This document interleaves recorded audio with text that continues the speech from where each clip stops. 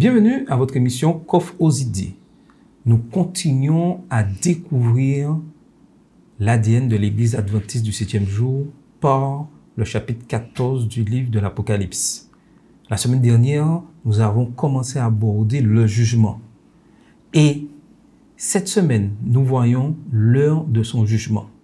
Le jugement est venu. Sommes-nous prêts? Nous allons en discuter avec Carole et Cassandra, et Carole nous fera la prière. Père Céleste, nous voulons te dire merci pour l'occasion que tu nous donnes de pouvoir discuter autour de ta parole.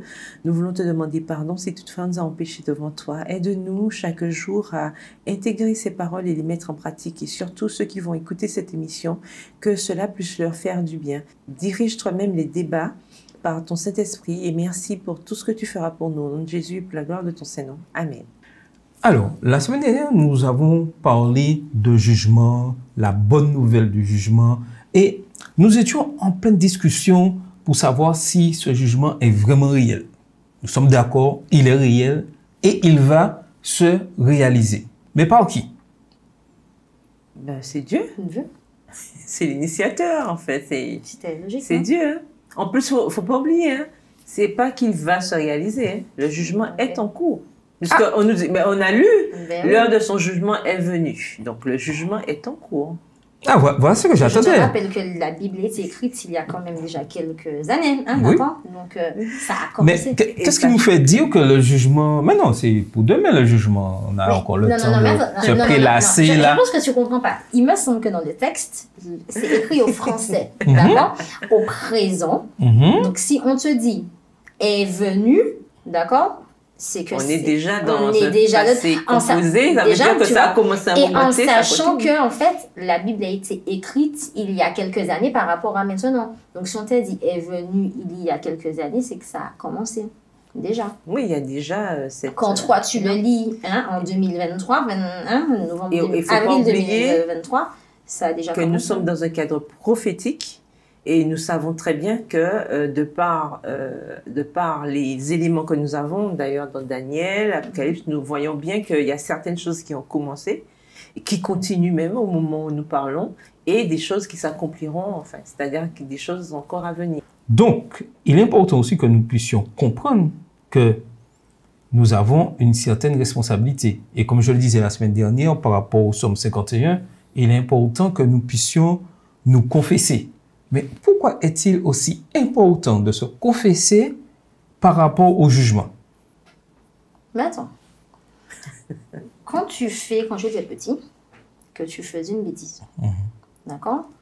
Tes parents te punissaient, d'accord? Si on t'avait privé de télé... je sais pas si il y avait la télé à ton époque, désolé. Si, il y avait. Okay. Si on te en noir et blanc, mais il y avait. Si on te privait de télé, d'accord? En plus, il y avait un seul programme. Voilà. Si on te privait de l'unique programme, ton unique activité pendant 2 semaines. OK?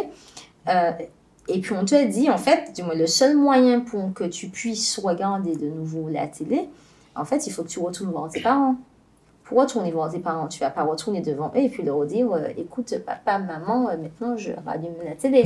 Ce sera un non catégorique, tu vois. Et une prolongation de la punition. Exactement. Donc, en fait, pour avoir droit à la télé, à un moment donné, tu devais reconnaître, même si tu n'étais pas d'accord, que ce que tu avais fait n'était pas bien, que tu ailles voir papa et maman, je m'excuse pour ce que j'ai fait de mal. Confesses. Voilà, tu confesses.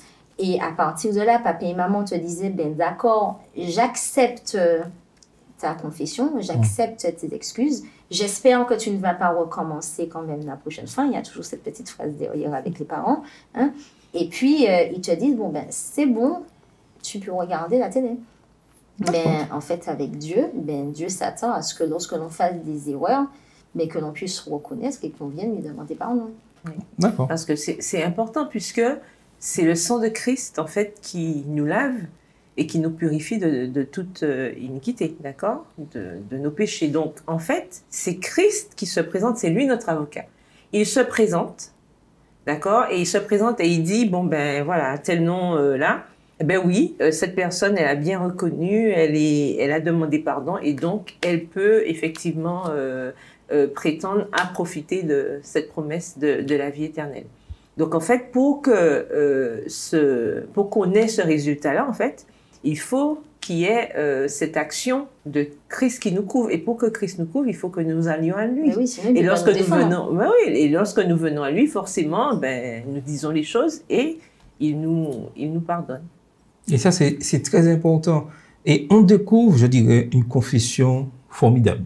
Il se trouve dans Daniel 9, à partir du verset 4, et nous irons jusqu'au verset 7. Pour mettre les choses dans leur contexte, nous voyons là Daniel qui est dans le règne de la première année du roi Darius. Darius, le roi des Mèdes qui a renversé Babylone, Nebuchadnezzar et ses enfants. Et c'est le deuxième symbole de la statue qu'on le connaît dans Daniel, le chapitre 2. Là, Daniel réalise que le peuple a été exilé et qu'il a été exilé à cause de ses péchés. Et il prie l'Éternel et il fait cette confession. Et cette confession, on pourrait dire que c'est une confession pour l'époque, mais pour notre époque aujourd'hui. Car l'heure du jugement de Dieu vient, et comme nous l'avons vu la semaine dernière, il est important que nous puissions nous confesser. Et je vais lire les versets 4 à 7 du livre de Daniel, le chapitre 9. Je priai l'Éternel mon Dieu et je lui fis cette confession. Seigneur, Dieu grand et redoutable, toi qui gardes ton alliance et qui fais miséricorde à ceux qui t'aiment et qui observent tes commandements. Nous avons péché, nous avons commis l'iniquité, nous avons été méchants et rebelles. Nous nous sommes détournés de tes commandements et de tes ordonnances. Nous n'avons pas écouté tes serviteurs les prophètes qui ont parlé en ton nom à nos rois, à nos chefs, à nos pères et à tout le peuple du pays. À toi, Seigneur, est la justice et à nous la confusion de face. En ce jour, aux hommes de Juda, aux habitants de Jérusalem et à tout Israël, à ceux qui sont près et à ceux qui sont loin, dans tous les pays où tu les as chassés à cause des infidélités dont ils se sont rendus coupables envers toi. Verset 8. Seigneur, à nous la confusion de face, à nos rois, à nos chefs et à nos pères, parce que nous avons péché contre toi. Et je terminerai par le verset 9. Auprès du Seigneur, notre Dieu, la miséricorde et le pardon, car nous avons été rebelles envers lui. Aujourd'hui, est-ce qu'il est important que chacun d'entre nous, nous puissions faire nôtre ces versets? Et pourquoi? Ben, en fait, on l'a dit, on doit tous passer par cette épreuve du jugement. Nous sommes en train de passer par cette épreuve du jugement. Et Dieu, ce qu'il attend justement de chacun d'entre nous, c'est que l'on puisse reconnaître nos erreurs, qu'on puisse reconnaître notre condition de pécheur et que l'on revienne à lui. Donc c'est important, mais finalement, déjà de prendre exemple, d'accord, de prendre pour témoignage ce qui s'est passé dans la Bible, ce qui s'est passé justement dans Daniel 9, qu'on essaye de ne pas reproduire la même chose et que on puisse faire une introspection et de se dire, Seigneur, il y a des choses que je ne fais pas bien, je sais que je ne suis pas parfaite, mais par contre, je viens à toi et je te demande de me purifier. En fait, il y a aussi cette notion, puisque la semaine dernière, nous voyions dans Apocalypse 14, le craignez Dieu, donnez-lui gloire, d'accord, ok, adorez celui, donc, en quelque part, lorsque nous confessons nos fautes, nous reconnaissons la suprématie de Dieu en tant que créateur, la suprématie de Dieu sur notre vie, comme étant celui qui nous guide et qui peut nous aider justement à nous corriger. D'accord? Donc, en quelque part, cette adoration passe par ce don de soi qu'on fait à l'Éternel pour pouvoir nous aider à améliorer notre fonctionnement tous les jours. Et c'est à ce qu'on va arriver lorsque notre nom passera en jugement. D'accord? C'est ça qu'on va regarder. Dans quelle optique j'étais? Est-ce que j'étais dans cette optique de toujours demander à Dieu de me pardonner, faire appel à cette miséricorde de Dieu pour justement atteindre l'objectif qui est de pouvoir vivre avec lui. Et c'est pour ça que d'ailleurs dans la prière dominicale, n'est-ce pas, pardonne-nous nos fautes comme nous pardonnons aussi. Ça fait partie, la demande de pardon fait partie de la prière exemplaire que Jésus a laissée. Donc on voit bien que cette notion de demande de pardon, c'est important, c'est cette notion de confession. Donc nous devons, et ça c'est tous les jours, parce que tous les jours en fait on pêche malheureusement, et c'est tous les jours, c'est tout le temps qu'il faut le faire. Et lorsque Dieu voit que nous sommes dans cette démarche, parce qu'on l'a vu avec certains patriarches, David par exemple, Salomon, etc., David, c'était l'homme selon le cœur de Dieu. Nous connaissons tous David. Enfin, on a tous entendu parler de ses exploits, que ce soit positif ou négatif. Et selon le cœur de Dieu, ça veut dire que... Mais c'était quoi David? Cet homme qui était toujours dans cette démarche de plaire à Dieu, même quand il avait fait une bêtise. Et surtout, reconnaître. Il reconnaissait que, ok, oui, effectivement, j'ai fait cette faute et je mérite ma punition. Et ça aussi, cette partie-là, il faut l'intégrer, il faut l'assumer parce que il y a... Des fois, les gens abandonnent, ils veulent abandonner Dieu, ils abandonnent l'espérance. Pourquoi? Parce qu'ils estiment que c'est trop dur. Mais qu'est-ce qu'on a fait des fois pour que ce soit dur? Et on ne veut pas supporter la conséquence. Donc, il ne faut pas abandonner Dieu. Au contraire, il faut s'accrocher. Et on a eu des hommes, des femmes qui ont été exemplaires à ce niveau-là. Et nous aussi, c'est pour nous des exemples qu'il faut suivre. Nous devons toujours nous accrocher à Dieu parce que l'amour implique justement la persévérance. Et d'ailleurs, c'est ceux qui persévéreront jusqu'à la fin qui seront sauvés. Puis juste petite précision, toutes ces personnes dans la Bible qui ont péché à un moment donné, hein, et qui reconnaissaient leurs fautes, ils essayaient malgré tout de ne pas les reproduire. Oui, parce qu'en fait, il n'est pas question aussi de se dire, en fait, je vais pécher, je sais que vous les trois bonbons, ce n'est pas bon. Donc, en fait, comme je reconnais que ce n'est pas bon, je vais prier Dieu ce soir. Et puis, de me mettre, en fait, je retourne en vous les trois. Puis, non. La préméditation, voilà, en fait, ce que Dieu nous demande, c'est qu'en fait, oui, tu pêches. Parce qu'en fait, tu n'es pas un être parfait.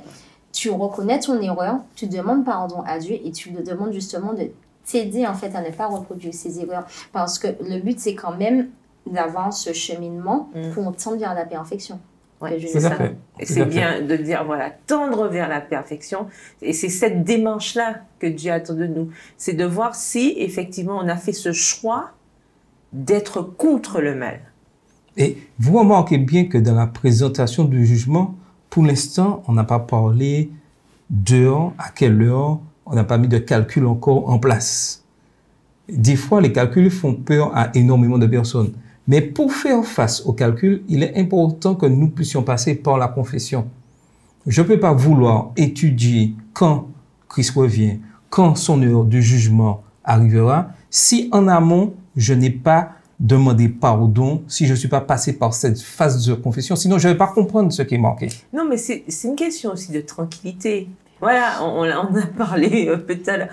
Si on est tranquille, si dans sa tête, il n'y a pas de choses qui nous perturbent, qui nous persécutent, normalement, on doit vivre cette période avec tranquillité parce qu'on sait, voilà, en fait, nous sommes dans les bras de Dieu. Et surtout, nous ne savons ni le jour ni l'heure. De toute façon, le jugement, effectivement, investigatif, nous savons. D'accord? Parce que, bon, grâce au calcul, etc. Mais ce n'est pas une période qui doit nous faire peur si nous savons que nous sommes entièrement dans les bras de Jésus. Voilà, c'est justement quelque chose qui doit nous tranquilliser. Et c'est toute cette démarche qu'il faut faire. Si on n'est pas tranquille, demander à Dieu de nous accorder cette tranquillité. Exactement. Parce que la peur, en fait, éloigne. La peur ne permet pas d'asseoir un quelconque amour. La peur éloigne. Il ne faut pas l'oublier. Donc, nous ne sommes pas censés aimer Dieu par peur. D'ailleurs, ce ne sera pas de l'amour, hein. On est justement censé l'aimer. Pourquoi? Parce que nous savons ce qu'il fait pour nous. Et puis pour imaginer ce que tu disais, quand on est à l'école, si tu travailles régulièrement toute l'année, tu n'as pas peur à la fin de l'année quand tu passes tes examens. Oui. Parce qu'en fait, tu as travaillé, tu as fait ce qu'il fallait, tu as appris tes leçons. Les examens, finalement, ça passe comme une lettre à la poste. Tu vois même pas que ce sont des examens, finalement.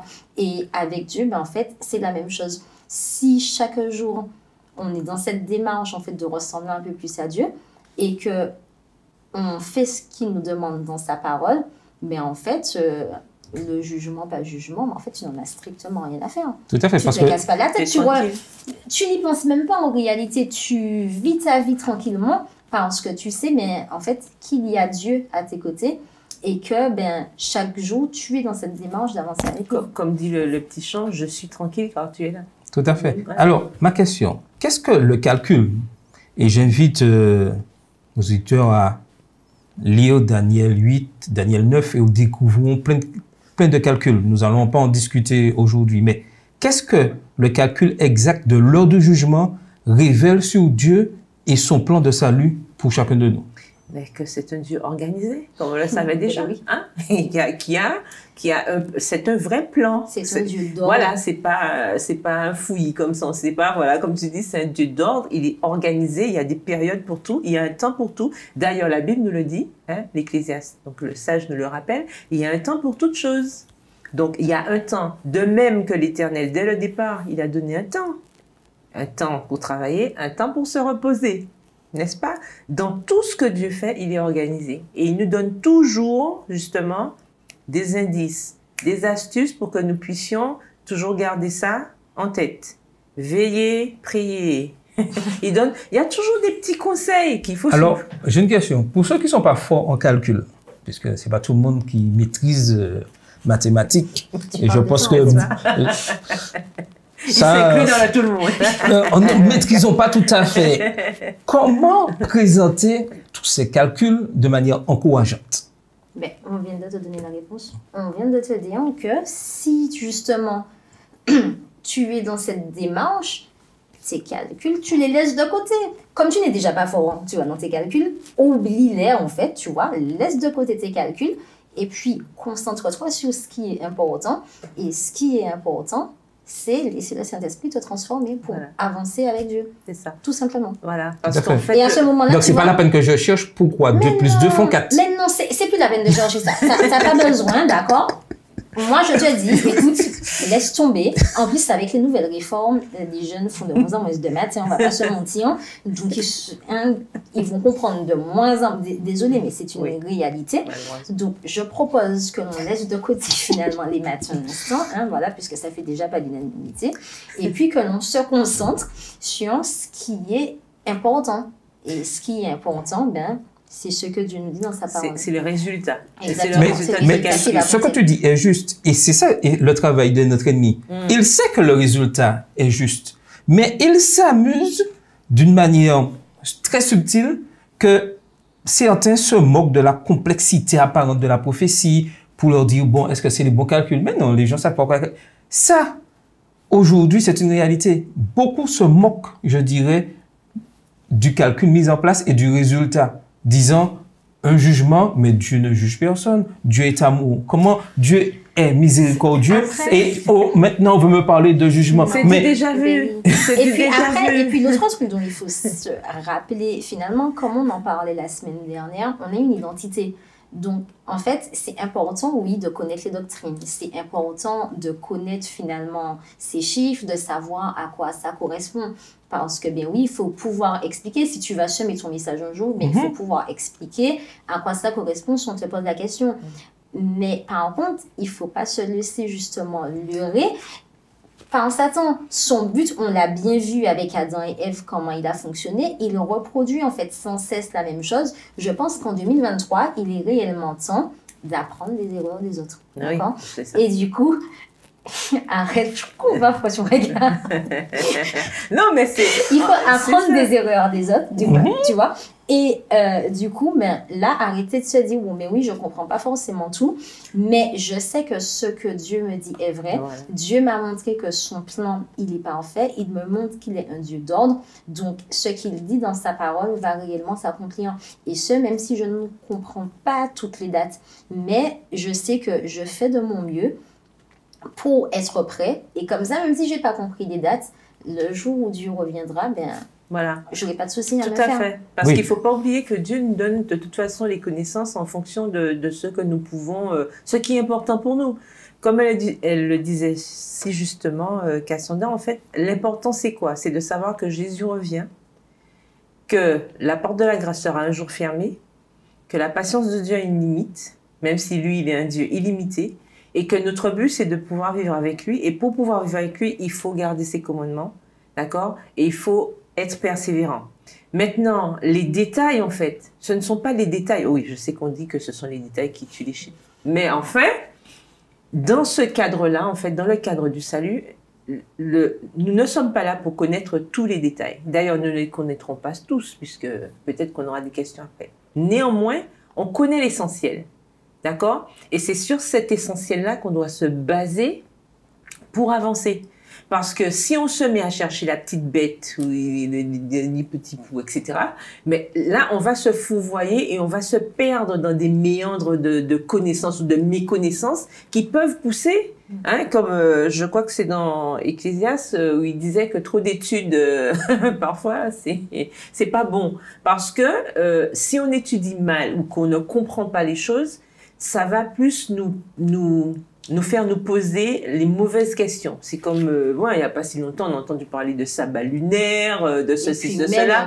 En fait, notre identité, c'est comme ça qu'il y a eu de grands désappointements. Voilà, exactement. Il y a des choses, les choses révélées sont aux hommes, les choses cachées sont à Dieu. Donc, on n'a pas besoin, des fois, de rentrer dans trop de détails pour comprendre l'essentiel. Ça, c'est un premier point. Et deuxièmement, de toutes les manières, en temps voulu, sachant que Dieu est un Dieu organisé, si je dois savoir quelque chose, il va me le dire en temps voulu. Ce n'est pas la peine de précéder le maître. Tout à fait. D'accord? On est censé le suivre, on n'est pas censé le précéder. Je me permets de t'interrompre. Mais quel que soit ce que nous apprenons de ces calculs-là, ils ne doivent pas être en contradiction avec l'heure du jugement et le retour du Christ. Pas du tout, mais ça ne doit pas être un traumatisme non plus. Tout à fait, non, nous sommes d'accord, parce que certains veulent mettre en doute les calculs, ce qui peut être possible. C'est leur droit. C'est leur droit. Mais ce n'est pas parce que tu dis qu'une vérité c'est un mensonge que ça deviendra forcément un mensonge. Tout à fait. Mais quand tu fais ces calculs-là et que tu proclames sous ce que tu veux, cela ne doit pas être en contradiction avec l'heure du jugement, parce que d'autres te disent, oui, ces calculs-là ne servent à rien, que Christ ne va juger personne et que on peut vivre comme on veut, il suffit de demander pardon.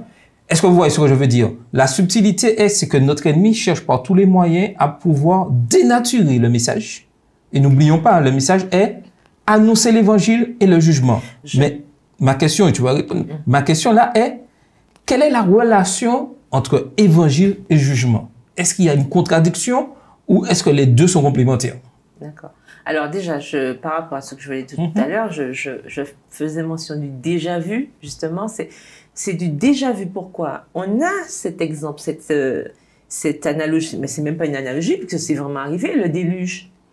Au début, personne n'avait vu la pluie, on ne savait pas ce que c'était. De même, on ne sait pas à quoi va ressembler le retour de Jésus, on ne sait pas, mais ça va arriver. Le déluge est-il arrivé? Oui, il y a eu un déluge. Jésus reviendra-t-il? Oui, il reviendra. Et il reviendra quand? Quand il aura fini de juger. Parce que pour pouvoir savoir qui est élu et qui est perdu, il faut bien que j'ai un moment de discrimination. D'accord? Et le jugement, c'est ça. Alors, maintenant, pour répondre à la question sur l'évangile et le jugement, ben, forcément. Parce que l'un ne va pas sans l'autre. Ils sont complémentaires. C'est parce qu'il y a évangile qu'il y a le jugement, puisque l'évangile, c'est quoi? Car Dieu a tant aimé le monde qu'il a donné son Fils unique afin que quiconque croit en lui ne périsse pas, mais qu'il ait la vie éternelle. On connaît ça, dans Jean 3, verset 16. Maintenant, quiconque croit en lui, à quel moment je sais qui a cru et qui n'a pas cru? Il faut qu'il y ait un jugement pour que ça puisse s'accomplir. Et puis, s'il y a le jugement, c'est ce qui dit. En fait, c'est le jugement qui te permet d'avoir quelque chose à aller semer. Et nous avons un ennemi tellement redoutable qu'aujourd'hui, en tant qu'Église adventiste du 7e jour, il fait passer dans nos rangs le truc que l'évangile, ok, vous pouvez proclamer l'évangile, mais le jugement, c'est passé. Dieu est bon, puisque l'évangile annonce le retour de Jésus, mais Dieu est tellement bon que tout le monde sera sauvé. Ne vous inquiétez pas. Donc, attends, je termine. Et voici la subtilité, et ça vient de l'intérieur. Il faut le dire, il faut que chacun soit au courant. Faites comme les autres, ressemblez aux autres, faites comme les autres, nous sommes tous pareils et ensemble nous serons sauvés parce que cet évangile, c'est un évangile entre guillemets éternel, c'est ce que Satan dit, éternel, afin que tout le monde soit sauvé. Le jugement, c'est obsolète, le jugement c'est là, mais ne vous inquiétez pas. Voici ce que certains font circuler au sein de l'Église adventiste, c'est-à-dire, certes, vous avez cet ADN, mais On a le temps, quoi. On a le temps, Bah et puis, oui, mais, et puis cet ADN, c'est un ADN commun, pas un ADN spécifique à l'Église adventiste du 7e jour. Mais c'est ça l'erreur. Parce qu'il ne faut pas oublier que si Dieu a pris le temps et à travers les siècles, l'Éternel a toujours mis un peuple à part. Ça a commencé, on l'a vu depuis la Genèse. Il a toujours eu des gens qu'il a mis à part. Ça a commencé avec Adam et Ève. C'était les premiers à être à part, puisqu'on voit bien que par rapport aux autres êtres vivants, ils étaient différents. D'accord, c'était des humains. Ensuite, il y a eu Abraham, d'accord, qui a eu son lot aussi, mais il était aussi à part. Ensuite, il y a eu sa postérité, donc il y a eu les enfants d'Israël, etc., etc. Et l'Éternel a toujours suscité, en temps voulu, des personnes ou un peuple, en l'occurrence là, il y avait le peuple d'Israël, et aujourd'hui, nous, le peuple, il a un peuple à qui il a donné un message. Il a toujours, justement, montré que quand on avait besoin de le servir, il fallait être à part. Donc, comment on peut être à part et en même temps ressembler aux autres? Non, il y a dichotomie. Hein. Ça ne va pas. On ne peut pas. Ce n'est pas possible. Il faut qu'il y ait séparation. Et même lorsque Jésus reviendra, dans Matthieu, on lit, il séparera les boucs avec les brebis, même à ce niveau-là. Donc, certainement, nous partageons tous le même sang. Hein, le sang, il est rouge pour tout le monde, hein, d'accord? C'est une question de couleur. Tu confirmes? Voilà. Donc, de même que nous sommes, oui, des êtres humains, oui, on a des choses en commun. Par contre, au niveau de l'idéologie, nous ne pouvons pas partager la même chose que les autres. Parce que Dieu a clairement fixé le cahier des charges de l'Église adventiste du 7e jour, d'accord, que nous faisons, enfin, l'effort de suivre en tout cas, au maximum. Donc, on ne peut pas se dire qu'on va ressembler aux autres. Et ça, c'est un piège que Satan utilise, je suis désolée, mais ça fait des... Non, ça fait des décennies. Il a toujours fait ça. Alors, comment on peut s'amuser à croire ce genre de choses alors que l'Éternel même, dans toute l'historique, d'accord, tout ce qu'on a vu nos patriarches vivre, on a bien vu qu'il y a toujours eu un jugement. À un moment donné, l'Éternel a toujours sévi. Tout à fait. Et puis tu me dis que oui, que dans l'Église, il y a des personnes, que Satan essaye de disséminer ces mauvaises informations. Et en fait, c'est là qu'on doit être d'autant plus vigilant. D'ailleurs, Dieu te le dit que le diable rôde, d'accord? Il faut que l'on puisse veiller, que l'on puisse être vigilant là-dessus et faire attention. Et comment on est vigilant? Mais c'est parce qu'on sait que Satan, en fait, son but est de nous éloigner de la vérité. Chaque personne devrait être en capacité, d'accord, et en mesure, et Dieu nous donne les éléments pour ça et l'intelligence pour ça, d'apprendre de nous-mêmes, en fait, les bonnes idéologies, d'apprendre de nous-mêmes, en fait, ces fameuses doctrines qui font notre identité. Tu ne peux pas rester et puis écouter, t'abreuver de tout ce que les gens te disent. Parce qu'il y a effectivement des personnes qui vont, le samedi matin, quand tu iras à l'église, te dire des choses qui ne seront pas les bonnes, qui ne seront pas la vérité, qui vont transformer pour toi les paroles. Mais en fait, c'est à toi de savoir, en fait, d'avoir suffisamment de connaissances pour faire la différence entre le bien et le mal. Tout à fait. Et non seulement, parce qu'on parle d'ADN, tout ça, alors non seulement il faut sonder les Écritures, parce que les Écritures, forcément, on a la base, mais on a aussi d'autres écrits. On a l'esprit de prophétie, par exemple, dans lequel nous croyons. D'accord? Ça fait partie de nos croyances, parce que des fois, j'ai l'impression que c'est pas clair pour tout le monde, que l'esprit de prophétie fait partie des choses qu'on défend. Voilà, ça fait partie des doctrines. Et aussi, il y a aussi cette appétence, je dirais ça comme ça, cette envie que Dieu cette curiosité qui réveille chez nous. Il y a quelque chose qui m'interpelle aussi. On a aussi le manuel d'église, ce qu'on appelle le manuel d'église. Il y a certains qui n'ont pas de manuel d'église chez eux. Enfin, je veux dire... Ils ne savent même pas qu'est-ce que c'est, j'ai envie de te Voilà, dire, ils ne savent pas que ça existe, ils ne savent pas comment l'église est organisée, ils ne savent pas où ils mettent les pieds. Et ça, ce n'est pas normal, parce que ça aussi, ça fait partie du devoir que nous avons. Comment quand on est à l'école, on nous donne des devoirs à faire, des devoirs que nous avons pour pouvoir transmettre, parce que cet évangile-là que nous allons transmettre, il faut que ce soit basé sur quelque part. Donc, il faut que je sache où j'ai mis les pieds. Il faut que je sache c'est quoi l'église adventiste. Il faut que je sache qu'il n'y a pas que le pasteur, en fait, qui a un rôle important dans l'église, il n'y a pas que le premier ancien, et qu'en fait, chacun a un rôle à jouer. Et d'ailleurs, c'est pour ça qu'il y a autant de dérives, finalement, dans nos églises, dans les postes, dans les départements, parce que les gens ne vont pas chercher à savoir quel est le rôle de chacun. Je vais prendre un exemple, un exemple qui est tout simple. Va demander à n'importe quel jeune, les 3/4 des jeunes te diront que les diacres et les diaconesses sont ceux qui sont là pour nettoyer l'église. Par contre, quand tu leur apprends, mais qu'en réalité, si tu prenais ton manuel d'église, être un diacre, être une diaconesse, ça va au-delà de ça. C'est aller auprès des personnes qui sont malades. C'est un véritable ministère. C'est un sacerdoce. Mais voilà, en fait. Et si on lit bien ce passage-là, c'est vraiment en dernier, dans le dernier paragraphe. Et la dernière partie, c'est marqué, sont appelés à nettoyer. Mais c'est ça, en fait, tu vois. Mais en réalité, les gens, eux, ne retiennent, j'ai envie de te dire, que ce qui les intéresse. Oui, parce que le problème, c'est que nous ne vivons pas exactement ce que la parole de Dieu dit. Et même les doctrines, il y a des livres qui reprennent les doctrines fondamentales, qui les expliquent. Même en résumé, il y a de tout maintenant. Même pour les enfants. Mais oui, même pour les enfants. Mais c'est important, en fait, dès notre plus jeune âge, de savoir en quoi nous croyons, pourquoi nous croyons, et puis, en fait, pourquoi, comme tu disais, Carole, l'Église est organisée d'une certaine manière, pourquoi, en fait, telle personne peut faire des choses d'une certaine manière et pas d'une autre. Et je pense que si chacun s'appropriait de cette mission personnelle, ben en fait, il y aurait moins de dérives dans notre Église, on n'aurait pas peur du jugement, et je pense qu'on apporterait l'évangile beaucoup plus facilement. Et tout à fait, et il y a des choses pour lesquelles on n'aurait même pas eu besoin de discussion de quoi que ce soit. Tout à fait. Encore un exemple du sabbat, comme le trimestre dernier, qui aurait eu besoin d'exister, en fait. Concernant les bijoux, etc., ben, il y a très peu de personnes qui savent, par exemple, que l'église adventiste ne porte pas de bijoux. Pourquoi? Parce que certains, même au sein de l'église, ne savent pas que c'est clairement marqué dans le manuel d'église que les adventistes du 7e jour ne portent pas de bijoux. Tout à fait. Ils ne le savent pas, en fait. Et le problème aussi, un autre problème qu'on a, c'est qu'on essaie d'adapter les choses qui existent depuis, qui ont établi, qui sont nos bases. Hein, c'est comme si on reprenait la Constitution dans le cadre civique et qu'on arrangeait la Constitution comme on veut. Non, il y a des choses qui existent déjà, qui vont pas changer parce que ça nous fait plaisir, d'accord? Il y a des révisions qui sont faites chaque 5 ans au niveau de notre dénomination pour revoir les choses, mais des choses qui correspondent toujours à la volonté de Dieu, d'accord?